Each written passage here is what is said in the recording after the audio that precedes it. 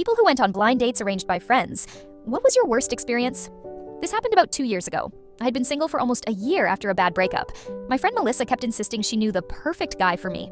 According to her, he was smart, funny, had a good job, and was so my type. After weeks of her bugging me, I finally gave in. She set up a dinner date at this mid-range Italian place downtown. I got there 5 minutes early and waited at the bar. When Kevin, 32 million, showed up, I was actually pleasantly surprised. He was tall, well-dressed, and looked like his pictures that Melissa had shown me. We introduced ourselves and got seated at our table. That's when everything started going downhill. The first red flag appeared as soon as we ordered drinks. Kevin asked for a beer, then immediately told the waiter, "And don't try to rip me off by bringing the expensive import unless I specifically ask for it." The waiter looked confused, and I felt my face getting hot. I tried to start a conversation by asking what he did for work. He launched into this long explanation about how he was between jobs, but had big plans for a startup that would revolutionize the industry.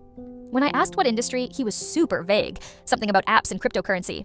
During the appetizer, he took a call right at the table and had a loud 5-minute conversation about some money someone owed him.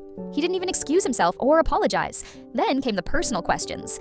Within 30 minutes, he had asked me how much money I made, if I had student loans, and whether my parents owned their house. When I tried changing the subject to something lighter like travel or movies, he kept steering it back to finances. The real breaking point came when the bill arrived. It was about $86 total. He studied it for what felt like forever, then announced we should split it 60-40 since his steak cost more than my pasta.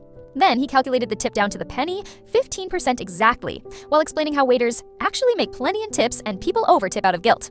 I was so uncomfortable that I just wanted to pay and leave, so I put down enough to cover my 40% plus a decent tip. As we were leaving, he asked if I wanted to go back to his place to hang out, with this smug smile like he just knew I'd say yes. I declined and said I had an early morning. That's when he got irritated and said, "Melissa told me you were fun, but you seem kind of uptight." I just said good night and left. The next day, Melissa called asking how it went. When I told her everything, she was shocked. Apparently, Kevin was a guy from her boyfriend's work, and her boyfriend had done the vetting.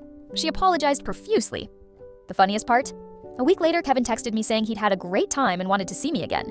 When I didn't respond, he sent 3 more messages over the next few days, each one getting progressively more annoyed. The last one said, "This is why dating is impossible these days. Women don't appreciate nice guys who are going places in life."